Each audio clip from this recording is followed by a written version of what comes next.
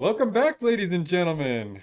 Once again, this is a new edition of Nickel City Hot Takes. I'll be your host today. My name is Brian. Sitting across from me at the desk, working the switchboards, doing his producer duties. Flipboards. The producer extraordinaire over here. This is Angel. Say hello to the people. Hello, I'm Angel.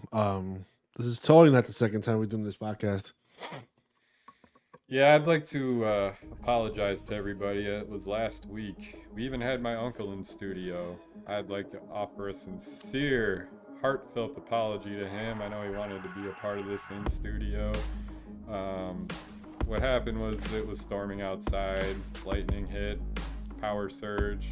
We lost everything. We're prepared today. We won't have to worry about that again. We're not going to make you wait any longer. Once again, Uncle Eric, I apologize. Happy you had such a good time down here with me and the family. But without further ado, we're going to talk to you guys today about 4-3 defense, common thing that the Bills like to run.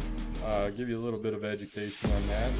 Dig real deep into it for the people that aren't fully aware. For those that are, may just be a refresher. Angel.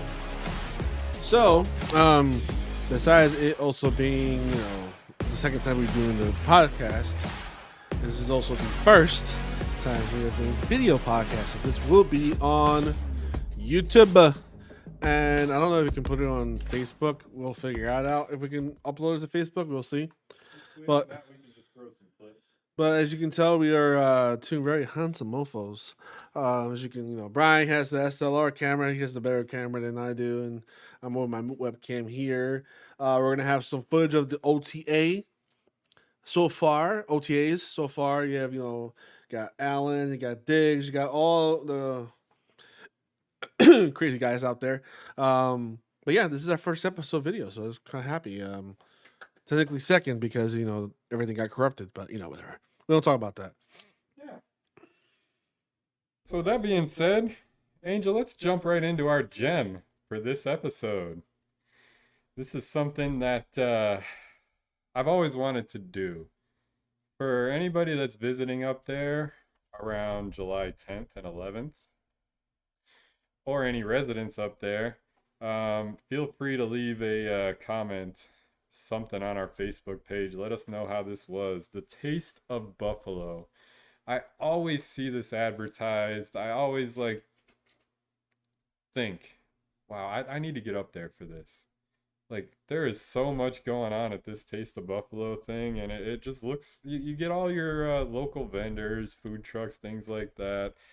This year they're going to have it from Delaware Avenue, or on Delaware Avenue, from Huron to Niagara Square. Like I said, they're supporting local businesses. We've talked several times about the food in Buffalo, particularly the wings, but just all kinds of different local vendors there that are going to have some awesome, awesome food. Everything just looks good. It's funded by Tops this year.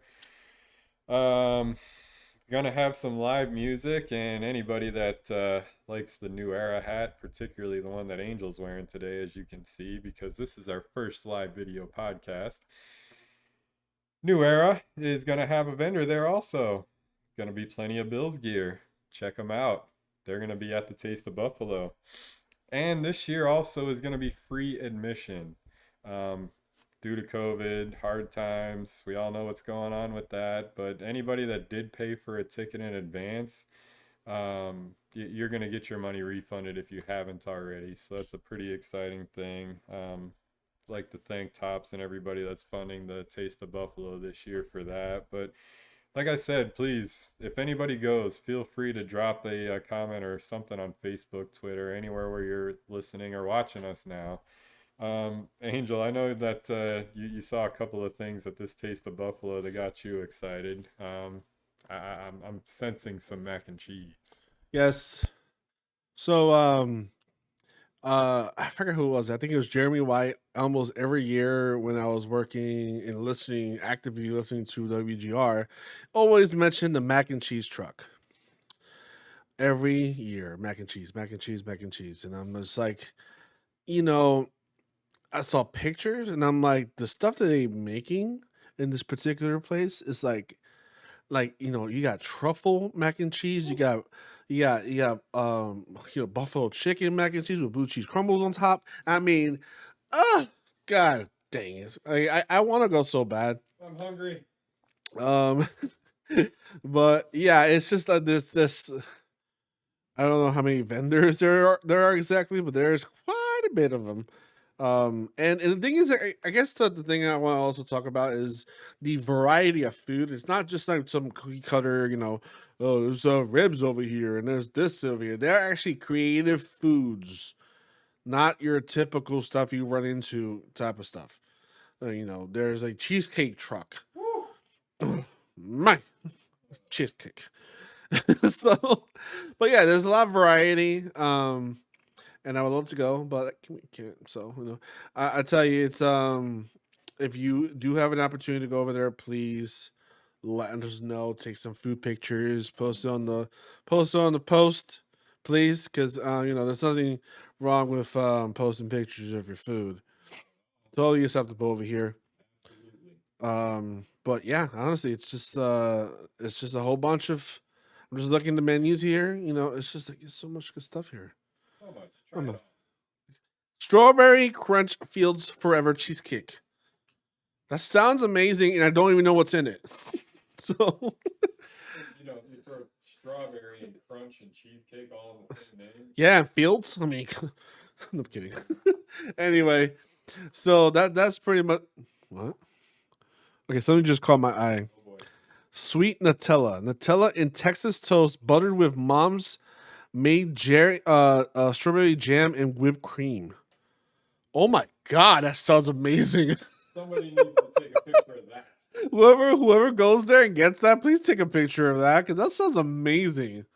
And mind you, a lot of these things are not they're pretty cheap, for $5, $4, $3, $2. I don't see anything really that expensive, Obviously if there's like a seafood place here, which I'm sure there is. Actually, I'm looking right now, I don't see a single item above $6.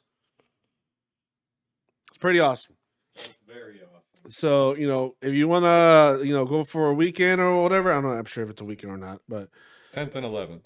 oh yeah, Saturday, Sunday. Perfect. Yeah. Weekend, swing on over, eat some good ass food. Yeah. Hell yeah. Take some pictures for us and post it on our Facebook and our Twitter page. Probably won't be jealous. I will be very jealous. Angel will be jealous of the mac and cheese. I am a cheesecake fanatic. Yes. I'm sure there's going to be wing trucks there too, and we'll both be jealous of that.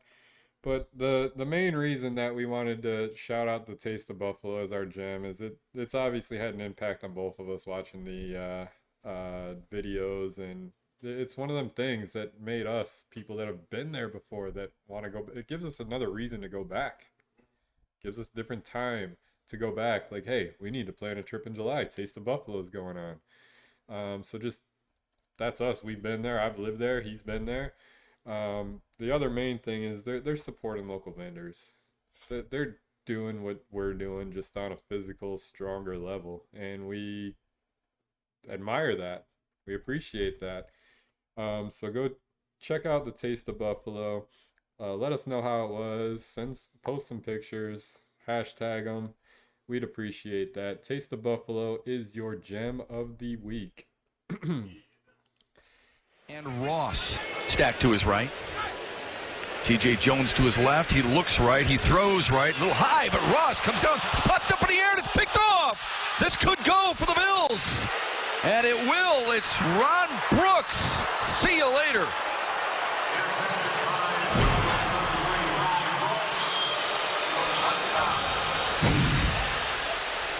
Well, sometimes it's better to be lucky than good. This time the Bills are. Jeremy Ross is going to go up here, have the ball, but when he comes down, it never touches the ground. That should be an interception. I would not call that a fumble recovery because Jeremy Ross never had possession of it. And Ron Brooks is right there. You see Corey Fuller give him some effort trying to run him down. But, in position makes the play. Listen, the worst case scenario for any ball thrown. All right. Jumping into our pick six. Number one. Angel, this is going to be a fun one. Mm-hmm. Josh Allen just recently, I think, tweeted that he is willing to take less money to stay in Buffalo because he loves the direction that this team is going and he loves this city. Just, it might be an obvious question, but tell me how that makes you feel. Well, there's two emotions I go through. Is pure attraction, and that's my first one. And the second one is being grateful for having such a attractive, you know, Gifted. gifted individual in our team. Um, honestly, it's amazing how, like, we always talk about how, like, lucky, in a sense, that New England has Tom Brady as a quarterback. How they're lucky that he'll they have a quarterback that's willing to take less money to help the team out. Past tense. Past tense, yeah. He, let's be honest, he deserves his money now. He had enough cuts as far as like taking money for a team. Right now, he's just enjoying the life. So I'm not gonna be mad for that. You take so many you give your team so many breaks. Eventually, you want to start looking out for yourself, which is completely understandable. But it's like, it was just like you get to keep that quarterback, and they kept that quarterback forever. And why? Is because they didn't have to pay the premium for a quarterback, and that seems to be the direction that we're going with Josh Allen, which is fantastic, because we were jealous of that. Now we get to get a taste of that. So it's like, um, you really only thank Josh Allen for even considering to give us that discount and stuff like that. So it's honestly, I'm over the moon. I'm happy that he's willing to take less, and it's going to be looking good for us in the future. That's a great take. That's a phenomenal take. Um, I know you said you can only thank Josh Allen for that, but you got to thank the front office. You got to thank the entire coaching staff. Brandon Beane and what he's built and put together as the general manager, how he's not winning GM of the year every single year from now on is beyond me.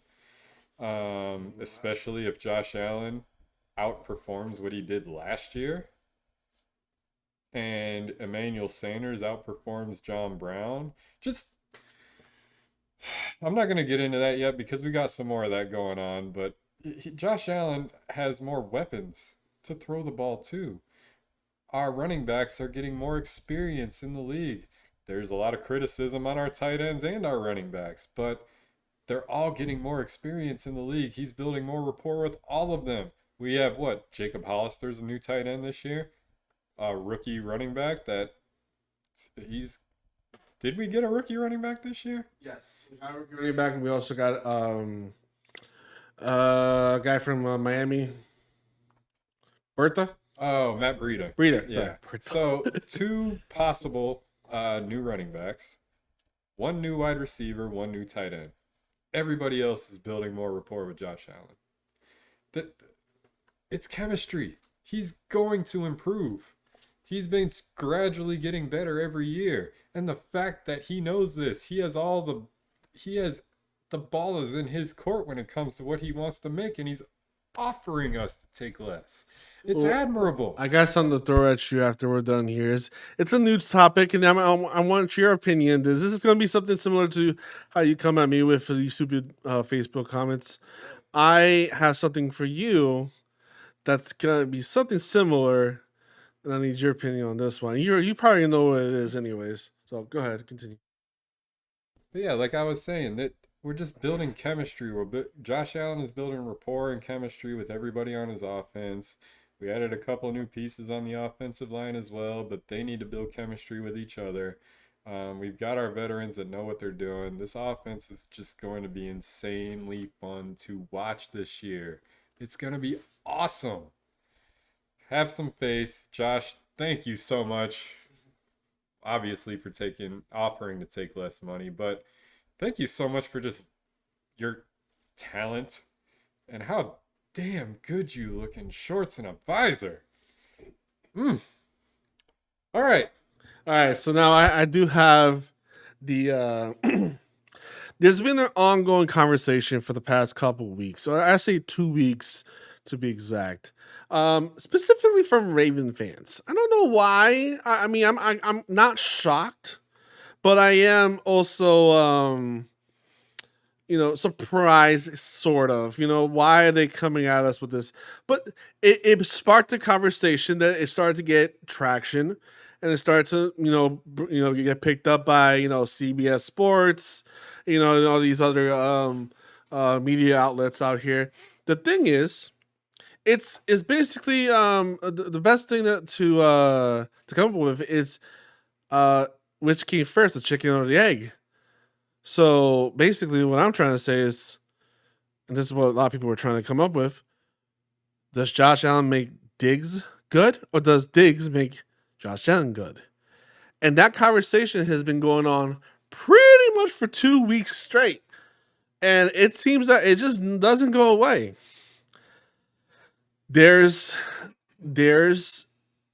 arguments for both sides, but I don't think, me personally, I don't think one is solely responsible for the other. They are exactly, when you look at those two, especially when they're together, they're like brothers. They're like together. They're like this. They're close. I don't think they help each other out.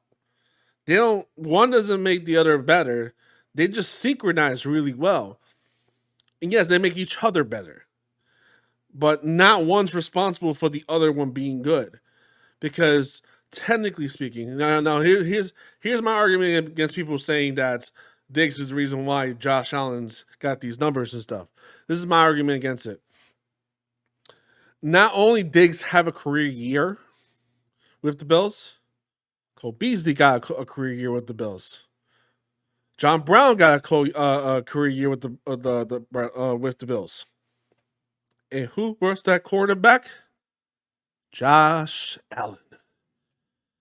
Now, of course, you can go all the way around.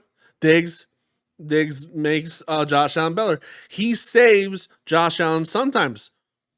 There's some balls that are kind of wonky, and you want that receiver, but that's where we picked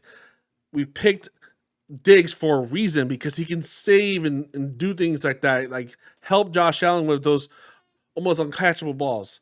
Yes. Angel, I have a question. So, do you remember who Stephon Diggs' quarterback was before it was Josh Allen? It was Kirk Cousins. I think we can all agree, any NFL fan, not just Bills fan that's listening, who's a better quarterback, Kirk Cousins or Josh Allen? Who has a better ceiling? That there's no question, it's Josh Allen. I know that the Vikings got Justin Jefferson. I know he had a great year. But how'd the Vikings do? How'd the Bills do? I'm just saying. Can I answer your question? Yeah, no, go ahead. Honestly, I want your opinion on this too. I gave my 2 cents on it. I like I said, I think they both complement each other really well. They have a very close relationship. Therefore, it's kind of like, this is gaming. I'm a gamer, clearly. There's some partners, there's some people that you don't even have to think about it. You just know what to do at the right time. You kind of can read each other without actually talking to each other. That's how Allen it is with Diggs. They just know and stuff like that. So I think they complement each other. I don't think one's better because of the other. I think the team is better because of both of them, to be honest. And I can hear you all now saying that that's a cop out, but it's real. What he's saying is real. With some certain caliber of players, being able to read each other and being able to build that chemistry that is unbreakable to the point where it shows on the field and you In a year, play. too, by the way. That's what I'm saying. In a year. That's what I'm saying. That's what I'm getting at. Yeah. With average quarterbacks and average wide receivers, like Julian Edelman is not an elite wide receiver. He was. Oh. Get out of here. Tom Brady is an elite quarterback. Julian Edelman was only elite because of Tom Brady. This current situation that we have in Buffalo, I can't go out and say that Josh Allen is elite yet because he has to post it every year after year after year after year MVP numbers. Stephon Diggs has done that. Allen's young. This was his first year as an elite quarterback. If he does it again this year, let's make that argument. But for now, based on what we have in front of us statistically right now, Stephon Diggs makes Josh Allen a better quarterback. But that is the job of a wide receiver. Yeah. But that's also the job as a quarterback. He needs to know how his wide receivers run. He needs to know how his wide receivers cut and run routes. He needs to know which wide receivers, he needs to know their speed. If he can get the ball to them based on how they run routes and how their speed is, if they run go routes, if he can throw the ball ahead knowing that they're going to run up and catch it in any route, that's how you make your wide receiver better. Your wide receiver makes your quarterback better by doing exactly what he needs to do. That's what I'm talking about. At this point in time, based on statistics alone, Stephon Diggs makes Josh Allen a better quarterback, and we thank him for that. But I think you don't have a career year if you don't have Josh Allen throw the ball to you. Because like we said, okay, you're with Minnesota since your rookie season. So you have almost 4 years. Actually, I think he had almost 4 years with Minnesota. I think it was 3 years. But yeah. You have with the same quarterback, I think, mostly. I think Kirk Cousins was pretty much their quarterback for the whole time period. Yeah, so okay, so let's say 2-3 years with Diggs. Okay. But then you come into this team with, again, less time, less practice, less pretty much everything on a COVID year, and you still manage to do that. That's not just a wide receiver. That takes a quarterback with these smarts to be able to pull that shit off. You're not doing that as a normal quarterback. No normal quarterback is just going to get a random wide receiver just from a random team and give him career yards. Just like that. It doesn't happen. I think the arguments for Allen is going to determine on one or two players. Davis, Sanders.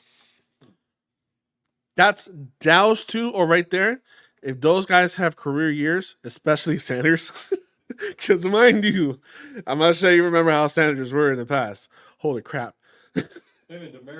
Oh my God. Jesus, that team. Ugh. Anyways, if he can get career year, if he can have a career year, that's going to be insane. Let me pause you real quick. Just to be excited, just to be really excited. If Emmanuel Sanders can have a career year, which would mean he had a better year than with who was one of his quarterbacks in Denver, Angel? Hall of Fame. A Hall of Famer. What's his name? Peyton Manning. His name was Peyton Manning. So if Emmanuel Sanders is older now, if he can have a career year with us, better than what he had in Denver, when we already have a Stephon Diggs and a Cole Beasley and a Gabe Davis who have been there longer than him, yeah, Josh Allen is elite. There's nothing touching him. He's earned top dollar paycheck. Once again, thank you for taking less, but I'll let you proceed. I just had to jump in there. So I'm looking right now. His career year was with Denver, obviously. He had 141 targets, 101 receptions. 141 targets, 101 receptions, and 1,400 yards for 9 touchdowns. The longest touchdown being 69 yards. That does sound like Diggs' year last year. So it's honestly, I think it's very possible that could happen, especially this year. Let's be honest here. You forget what year is it? Is the 17 game season? One more game. That means one more extra chance to get those yardage. Look, this year it's going to be a lot of records are going to be broken, left and right. And to be honest, it's going to be kind of blah because the records are going to be broken just because naturally that's what's just going to happen. Because you add one more game to the season, things are going to be broken. That's a given. But if you can break Emmanuel Sanders' record of 1,400 yards, hey, you never know. You just never know. And it can be very much possible, honestly. I can see that happening. Absolutely. But yeah. Absolutely. Yeah. But just to get back onto the original topic of, who makes who better. As of right now, I know Angel says that they make each other better. I'm saying that he's made a valid argument for Josh Allen. I've made a valid argument for Stephon Diggs. I'm just looking at Diggs' year last year. Oh my god. God damn. 166 targets, 127 receptions, 1,535 yards, and 8 touchdowns. Get out of here. Come on. His previous year, 94 receptions, 94 targets, 63 receptions. That's doubled your production. My Lord. And everybody talked about him like a prima donna when he wanted to leave Minnesota because he didn't get the attention or targets that he wanted. This is why. MVP. Throwing to an MVP. This is why. This is the reason he came to Buffalo. He saw what he saw in Josh Allen. He knew he could make him a better quarterback and vice versa. That's why I'm giving this win to Angel on this topic here. They make each other better. Just facts. It's honestly fun to just look at those stats. Honestly, it's like, ah, damn, we have him there, and then we have Emmanuel Sanders that also did similar stats. Similar stats about 5 years ago. I mean, yes, 5 years ago, but I mean, what was his stats last year? I mean, they weren't that bad. Look, he almost had 1,000-yard season last year, and he was the fourth wide receiver. I would have said second or third, but Yeah. No, a third sounds about right. Yeah, because yeah. Mm-hmm. Yeah. But anyway, so that's I'm just saying I think Josh Allen does have a big impact on just by his growth. His growth helped him out get to that point, I think. So yeah. Yeah. Solid point. If we're point keeping here, I'm giving the point to Angel on that one. Made some better arguments there. That was our number 2. That was an awesome, pretty cool segment. Mm-hmm. I like that. And to everybody listening and watching now, we would like to hear your input on this. Who made who better? Did they both make each other better? Tell us your thoughts. We'll shout you out. I promise you. Get involved. We want you to get involved. We will shout you out. We'll make it a segment. We just need more interaction. Help us out here.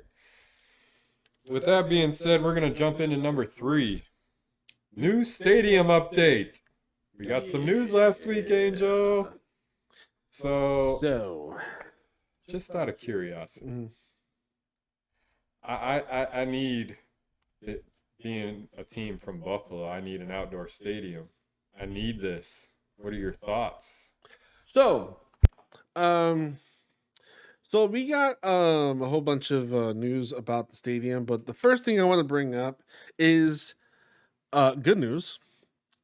Highmark will be at full capacity no matter what. If you did get the vaccine, you did not get the vaccine, you are allowed to go in the stadium. Now, I imagine they're going to do similar to what Stadium Field did. So they're gonna have a section for vaccinated people. They're gonna have some for non-vaccinated people, if you choose so. That's up to you, and that's the great thing about it is that you have a choice. I'm gonna be completely honest. I don't think it's gonna matter. Honestly, I don't think it's gonna matter. I don't think anyone's gonna care when they go into that stadium. They want to pack that damn thing as much as possible. They want to show the first and second year players that this is what we really sound like. You heard us at 9,000 people. You haven't heard us at 70,000. Oh my god. I know you remember how it sounded against Baltimore. Oh, Taron Johnson. that was only 9,000 people. I mean, come on now. Ear splitting noises, basically. But yes, so it's going to be full capacity, 100%. I think season ticket holders are up first, and then obviously tickets will be sold soon. They will be announcing it. Keep lookout. You can sign up for a newsletter at buffalobills.com to make sure that you stay in the loop when the tickets do become available, because I imagine they're going to be sold out like we were around 2006. Just so you say. Just saying. But as far as the new stadium, because everyone likes new things. I love new things. You like new things. Some people don't like new things, but they say they don't like new things until they go into the new thing, and then be like, "Oh, this new thing is nice." Just saying. But basically, this is what's going on. The talks have been ramping up pretty quickly. What's going on is they're talking to a group, and now I'm going to mention some names, and some of you guys are going to be like, "No, hold on." They're talking to it's a group that specializes in the stadiums. Jerry. And this group is also co-owned by Jerry Jones and the Yankees. Those two stadiums are really damn good. Very state of the art, beautiful stadiums. I think, mind you, I'm gonna give you a heads up right now. Don't freak out. Jerry Jones is not going to touch the stadium. He's an advisor. He's just part of the group that helps out build these stadiums. He's also responsible, or that group is also responsible for SoFi Stadium in Las Vegas. Also, the new Chargers and Rams. They're both in the same stadium, right? Yeah, Chargers and Rams. Yeah. So responsible for that stadium, and also responsible for the renovations over in Miami, which I also figured out. You mentioned Yankee Stadium. Yeah, the Yankee Stadium obviously being one of them. In Miami, the overhead thing. Which, speaking of overhead, they're talking most likely outdoor stadium in Orchard Park. So now, that's great news, but there's more. There's most likely going to be a relocation of the games for 2 years because they had to build a stadium. Because you cannot possibly build a stadium while there's people in it. So there's most likely it's going to be what were the stadiums they were talking about? The one that stood out to me that I just can't get out of my head is playing at Penn State. Yeah, Penn State. They have the Bagulas have a very good relationship with them. That's why They do, Yeah. and it's a big ass stadium. Yeah, you can definitely fit a lot of people. You can fit a lot of people in there. I would go there. Can you imagine the mafia? I'm going. If we go to Penn State, I'm going to at least one in the wintertime. Oh yeah. Probably against the Dolphins because I hate them. But There's that, and then there's also one more venue, which is not a popular one, but it is a venue that we have been to before. It wasn't a great series, but maybe the relationship is different now due to obviously Brian wearing a hat. Our relationship with Toronto.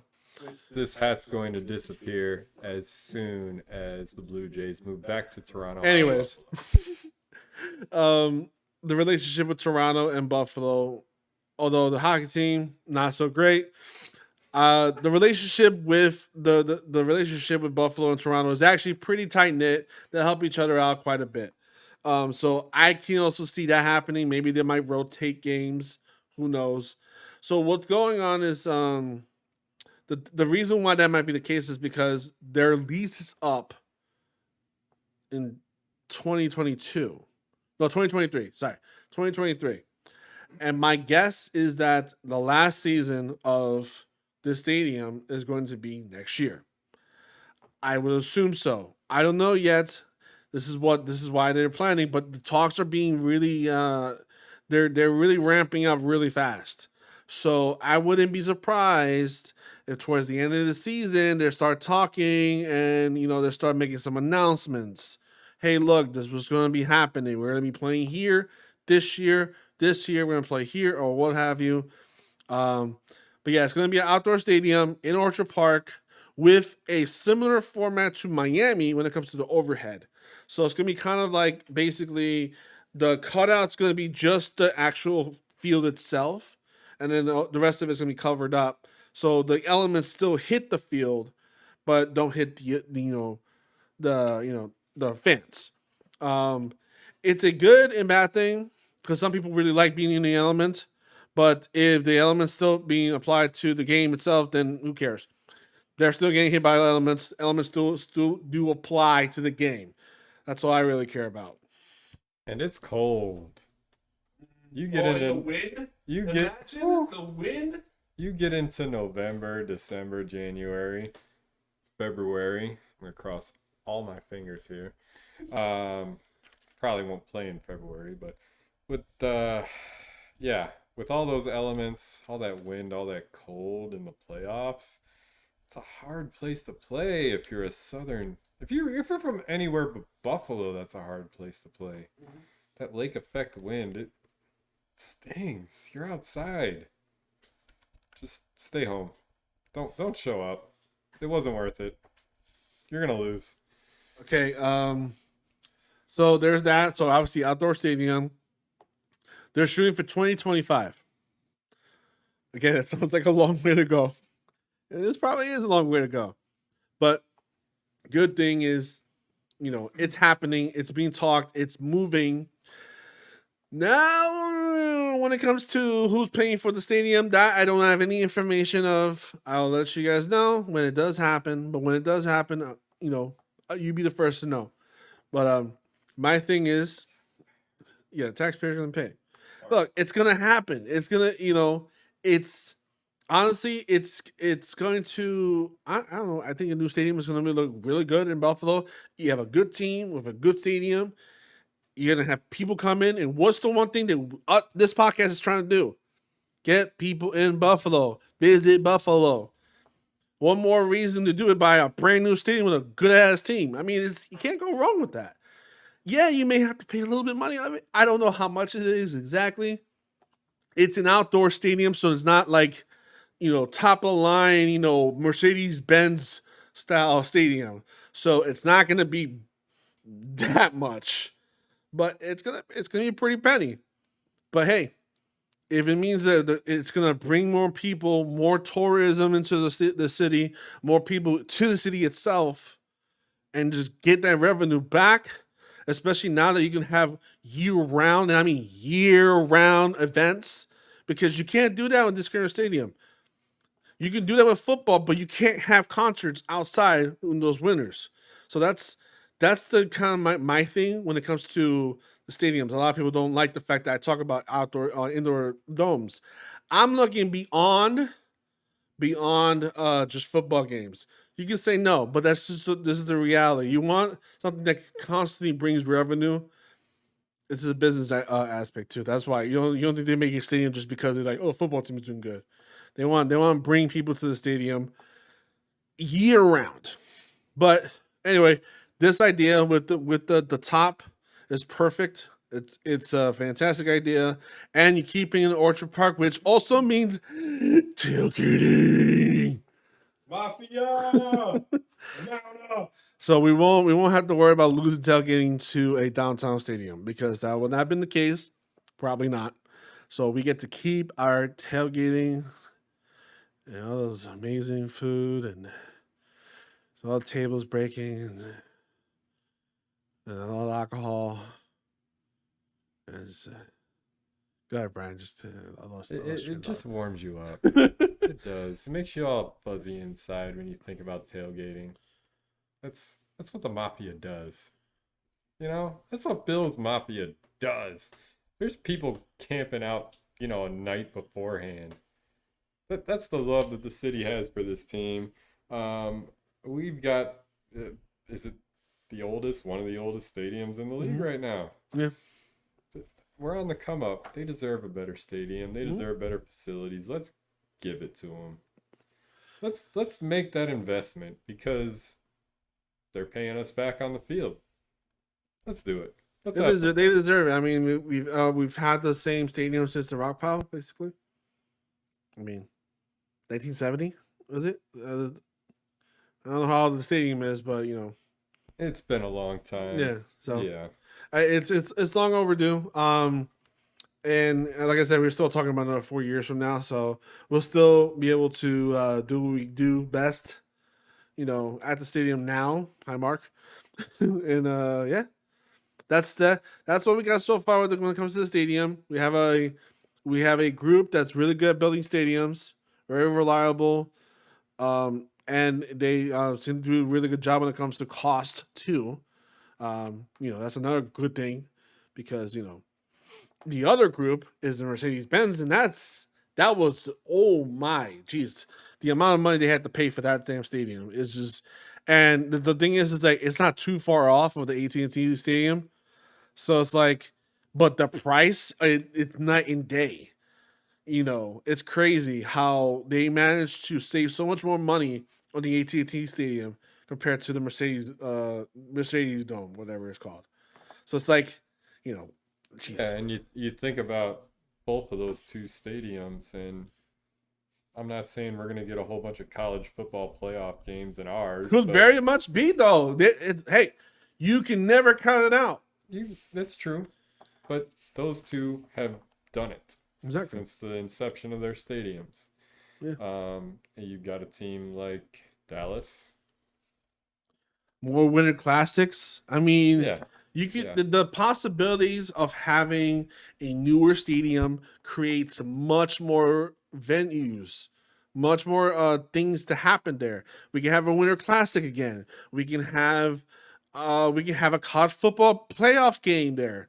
Well, not a playoff game. I mean, technically we can, but you can have a bowl game there. It's very possible. All these things are very possible with a new stadium because they want to go to these new places.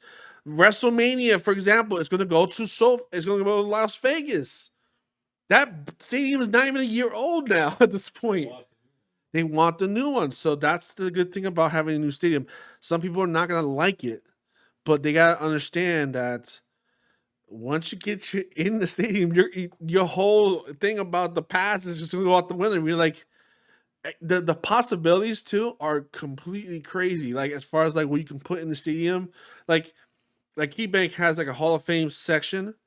They can kind of pull that up because we have a much larger Hall of Fame. There's be a lot more accomplishments, so you can hang up on there. So it can have just a hallway. It's just prestigious stuff. You can get crazy with it. It's honestly gonna be fun. I can't wait. I can't wait. Even though it's 4 years from now, but I can't wait.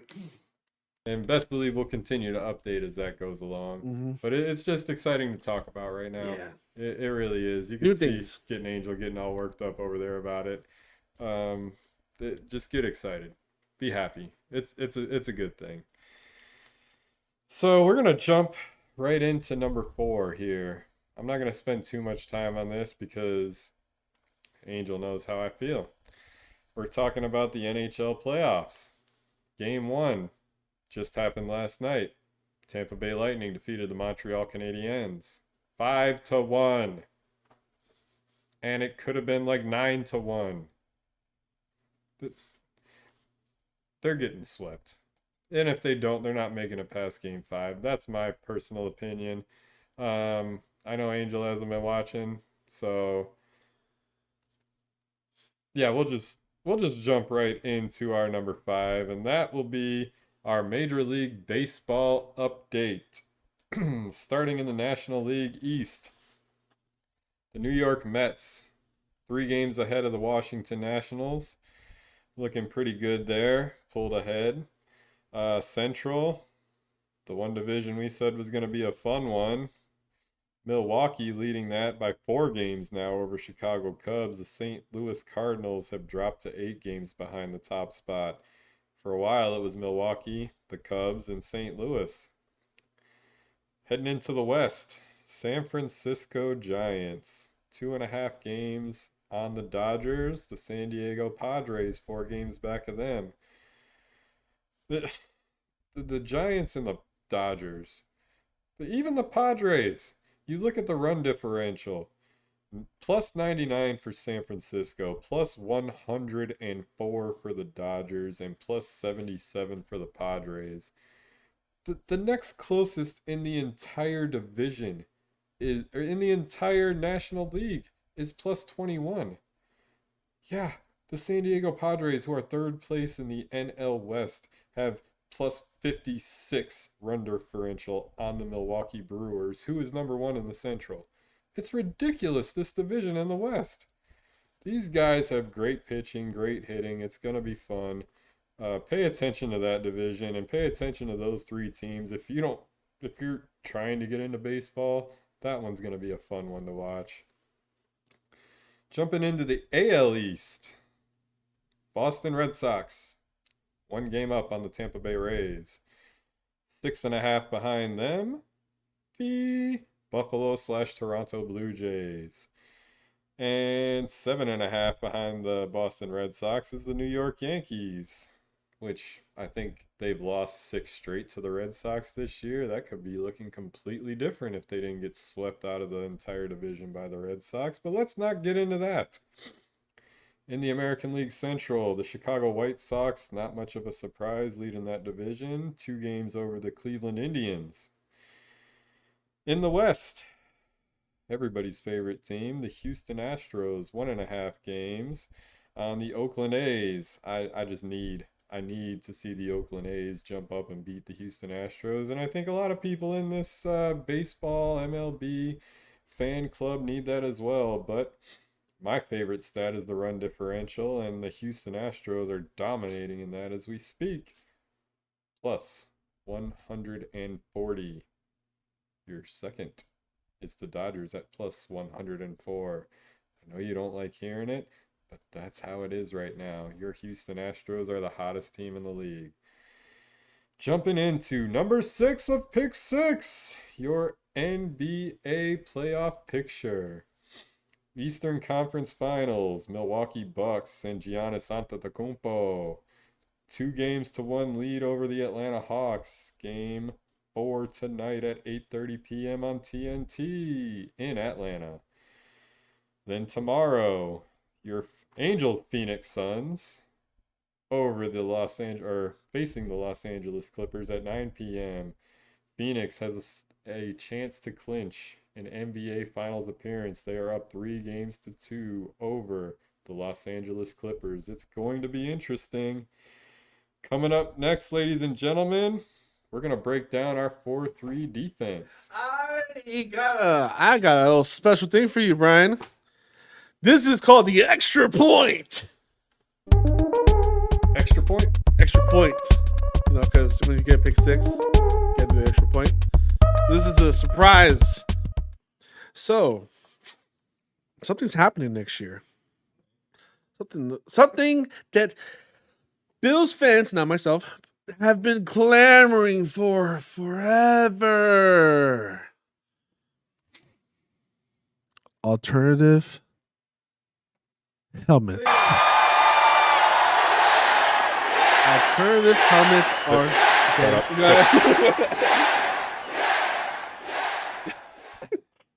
Okay, I took your glasses off.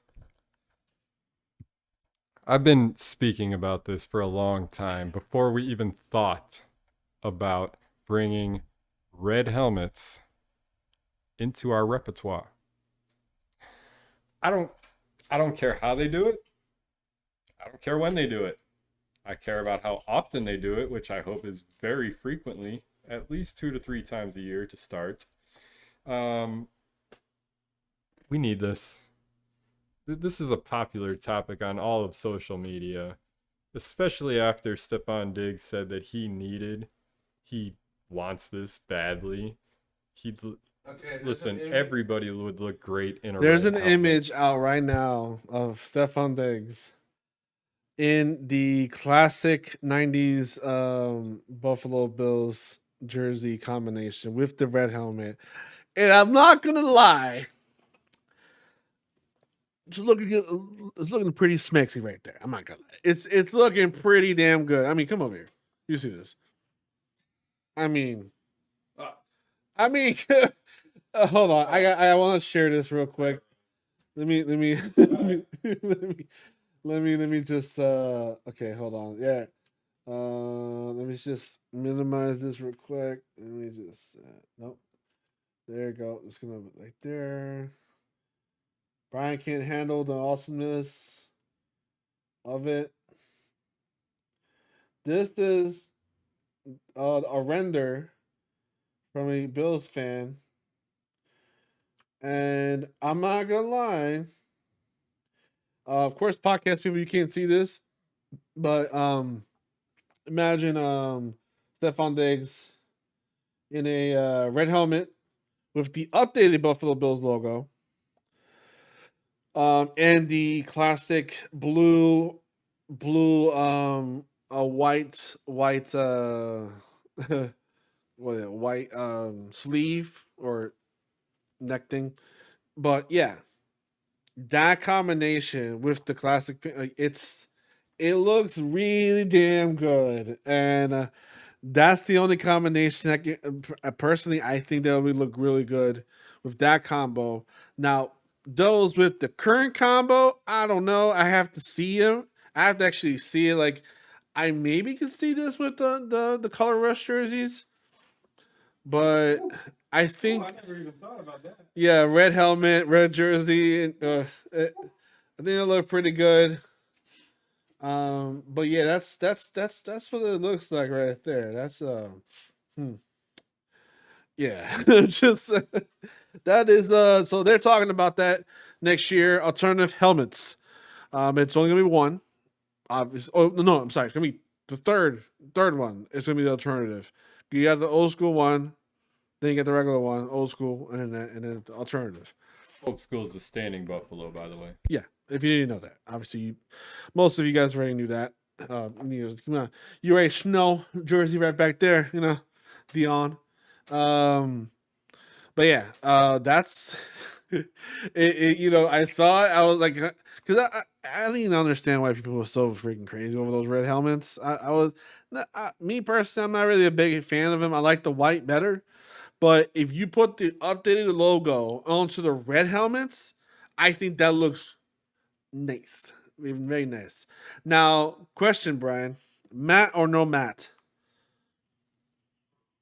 Do we want a updated look to a retro helmet, or do we just want the helmet? Matt. Matt? Ooh. Damn. That's going to look sick.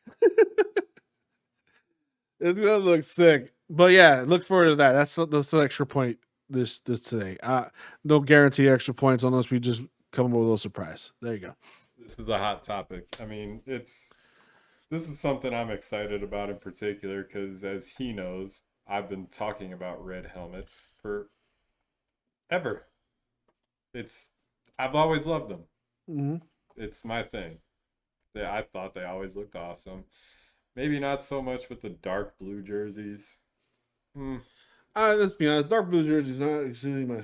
They're not really that great. Yeah. The navy blue, that's probably my least favorite. I like the white combination when it comes to that era. Other than that, that's pretty much it. Yeah. The white on white looked good because it was kind of looked very uniformed. I think it just squared off here and it went all the way down to the pants. That was kind of clever. I like that. But other than that, yeah, the other jerseys were just like. It's just like the Sabres. They left royal blue. I mean, they left navy blue to go royal because royal is it's a much more attractive color. either royal blue or I forgot what they call this blue. It's not royal blue. It's something else. Anyways, royal blue is the Sabres. It's more of a lightish blue, borderline baby blue, but it's not. It's a little bit darker. But yeah, I love you. I love jerseys. I love jerseys. I love just if you look good, feel good type of thing. And you're obviously representing your team. Obviously, the Bills being the best looking team in the NFL when it comes to the classic AFL jerseys. You can't get any more slick than that. I'm sorry. You can try all you want, but I think I compared the AFL jerseys, the white AFL jersey with the white guard, to like Navy Marines dress whites. Dress blues. No, dress blues are winners. Oh, I'm thinking Marines. Dress whites. Oh, dress whites will apply to the Marines too. No, just dress blues for the Marines. Dress whites is the Navy thing. I thought. Okay, anyway. But anyway, when you're in the dress whites, you looking good, sharp as a mug. It's like you just looking clean as a. I just love it. Yeah. Any of the military members that are listening out there, you know your dress uniform. You know how good you look in that dress uniform. Yeah. That's the same sense of pride we have with those AFL uniforms. They're just It just looks so good. It's awesome. It's an awesome feeling. Mm-hmm. Yeah, that was a surprise. I appreciate that extra point segment. We had to throw that in there somewhere. So thank Angel for that. That's why he is the producer extraordinaire. It's time to stop! He's doing a robot. Hello, darkness. Go ahead. All right. This is where we're going to break down our 4-3 defense. Base defense that the Bills like to run. Sean McDermott at his finest here. Leslie Frazier at his finest here. So if you can picture it, if you look at the defensive line, those are the guys that are rushing the quarterback. 4 of them guys on the line at all times at a 4-3 defense. Directly behind them, you've got your linebackers, your Tremaine Edmonds, your Matt Milanos. There's 3 of them. Always behind the 4 defensive line. And behind them, on each corner, Tre'Davious White and whoever they decide to line up on the other side of him on the sides. Behind them, you already know, your 2 safeties. Angel. So, pretty oopsie moment there. So basically for some reason the rest of the file had a bunch of background noise and I don't know where it was coming from. I was trying to eliminate it, couldn't do it. So basically the rest of the episode when it comes to the 4-3 explanation and stuff, it's kind of out the window for now. We'll get back to it again if you guys want. We'll probably just make it a whole episode where we're just explaining schemes and stuff like that and get a little bit more in depth with it. But I do apologize again. It's just, again, we're constantly evolving right now. And yeah, it's just that's what's going on. So I apologize. Well, like I said, we're getting better at this. We're implementing new stuff to the podcast and now video podcast. So you be a little bit more patient with us, please. Anyways, I guess I'll do the outro. So anyway, thank you for listening to Nickel City Hot Takes. Feel free to follow our Facebook page, our Twitter, now our YouTube. And of course, you can listen to us on Apple, Google, pretty much almost all the platforms out there when it comes to where you listen to your audio podcast. Anyways, you guys have a great one. We'll see you in the next episode. See you.